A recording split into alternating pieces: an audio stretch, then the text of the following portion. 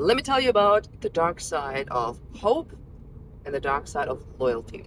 So I work with a lot of clients, whether it's relationships, top performance, sports, career, and when a person is too hopeful and too loyal, they stay in situation for too long that it's not good for them. So a lot of people are loyal, but not to themselves, to their needs. And what that can look like when you have too much hope, you are hoping that things going to get better, that if you show up better, if you change enough, then the outside circumstances may change. And I am all for working on ourselves. I do it. It's my job. It's my mission. I love it. Love going workshops, love sharing, love receiving. But when we have this hope in a relationship, in a career, the hope very often is the hope that it's going to get better. I work a lot with something that's called limerence. And if you don't know what it is, check it out. But basically, the short definition is when we are obsessed with a person and we have this fantasy of being with a person, generally limerence, like, hardcore limerence is when there's like a crazy fan and follows a popular person and they think like, we are soulmates and we're going to get married. And there's like this fantasy and obsession and they don't even actually know the person. Now, it can also happen a little bit in relationships when we are obsessed with somebody that logically we know they're actually not good for us. They're not consistent. They don't treat me with the respect that I deserve. I treat them better than me. And so there's still something, like a part of me that is obsessed with them, can't stop thinking about it, can't focus on work. So it's and it can also, we feel ashamed, like, why am I feeling that way? I know it's not a good person. It happens to people in relationships. It can last for a few months. It can last for decades. And we fantasize about them. So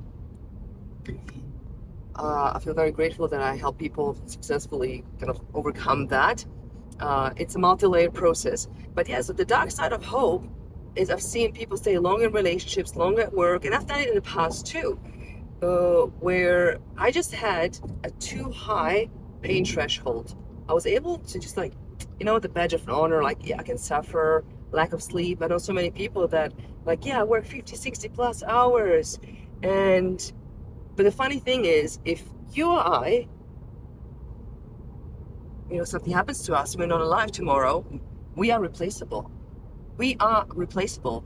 A, it's a little bit scary. B, it is very freeing. So if you think, I forgot who said it, but when somebody thinks and takes themselves and their work too serious, it is considered like slightly, not mental illness, but, close. Like, we are replaceable. I see it a lot in sport.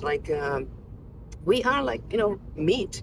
Some people might tell you, like, oh, you're the best thing, you're this, you're that. Like, yeah, but what is their interest for you to give it your all? It reminds me of the song of Mariah Carey. I give my all the time. Anyway, so, and the dark side of loyalty and the dark side of hope. So when you have both, it's basically like shooting yourself in both feet, and you don't have what it takes to move forward. The antidote is acceptance and logic, wisdom,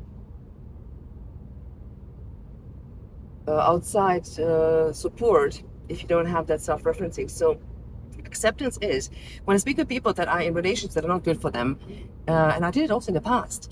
Like, imagine that this is it. Practice accepting that this is as good as it gets. It's not going to get better. This is the best it will ever get.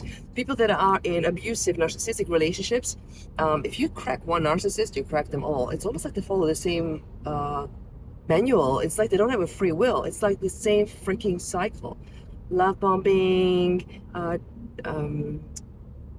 discarding, like this. I forgot all the ones that don't. But if you go through the steps, they all freaking do the same. It can be in a loving relationship, but it can also happen in a career. I experience it in both in my life. I experience a lot with my clients. And the thing is, like, in my life, overcoming war trauma, domestic violence, eating disorder, insecurities, uh, the desire not to even be here because there was just so much suffering, so much darkness. And when I left my marriage, there were a lot of manipulative and lying behaviors where I'm like, wow, completely lost all respect for that person. And it's not just black and white. There were some wonderful moments, but you can't return back respect if somebody's behaving in a certain way. But the gift from it all, even with my eating disorder, turned me into a fantastic eating disorder coach. That people have results and long living results. The moment I decided to move away from that marriage, my clients were coming with the same freaking issue. And because I got out of it, I'm like, I trust you. I know what you're going through is fucking sick and not supposed to be that way. And we're gonna get out of there. We're gonna get stronger. And what inside of you needs to be transformed, cleared, healed, so that it never happens again. So the first signs of those behaviors or personality traits, you're like, sayonara, good luck to you. But I'm too busy living an awesome life. So don't shoot yourself in the foot. So ask yourself today, if there is something you're unhappy about, a relationship, a career, practice today for 24 hours. Accept that this is as good as it gets. It should give you a freaking kick in your ass to do something about it. Do something about it. Look for other jobs. Look for a way out. Create an exit plan. You don't have to execute on it, but you want to have it. You want to give your mind a way out. If you're too hopeful, if you're too loyal, start being loyal about yourself. And be more logical. See if you can separate yourself for a moment from your emotions. You can practice being an observer. So imagine that if you're at home or in office or anywhere, imagine that you're stepping outside of yourself and you're looking at yourself from a different corner of the room. And you could even do it out loud, like a narrative, like the narrator, Miliana is standing there in the kitchen. She's wondering, should she stay or should she go? Should I stay or should I go? And she feels this, it looks like she feels this way. Now, if you're the observer, you want to practice not assuming what that person, you out there, is feeling, but you just kind of like, okay, there's a facial expression of intense focus, and she's hunched over, and it's like she's deep in her thoughts. Okay. And so if you kind of like look at that, okay, and practice accepting this is as good as it gets.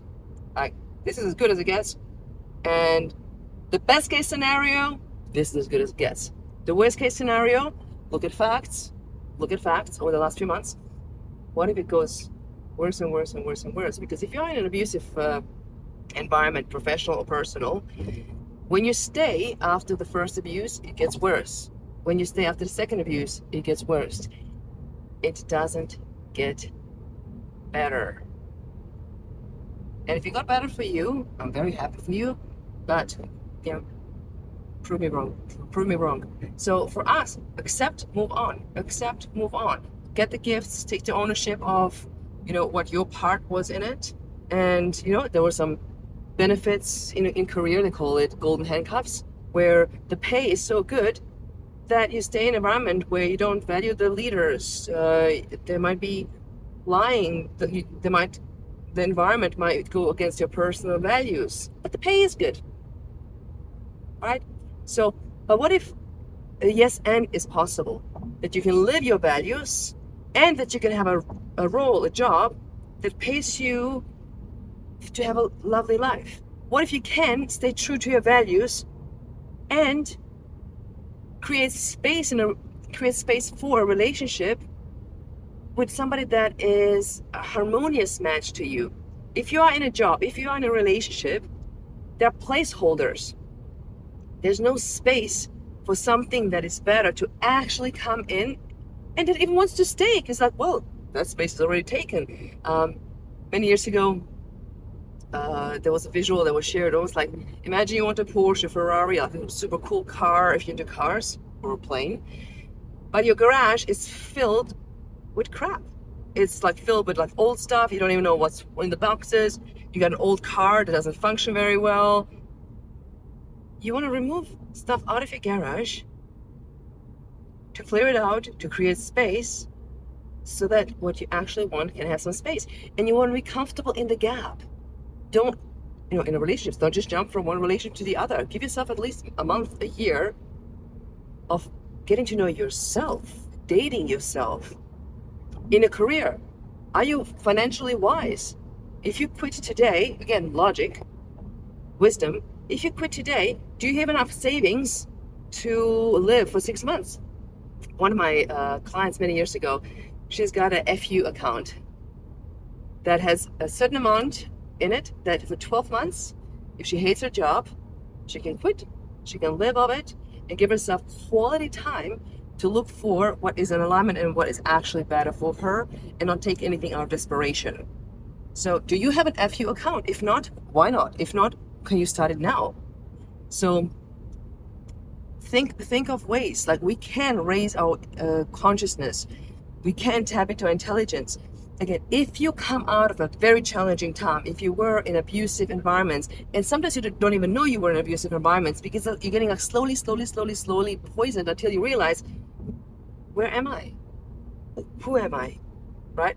So sometimes there is this also chunk of time necessary to regulate, to find yourself again, to let your physical body, central nervous system, soul heal.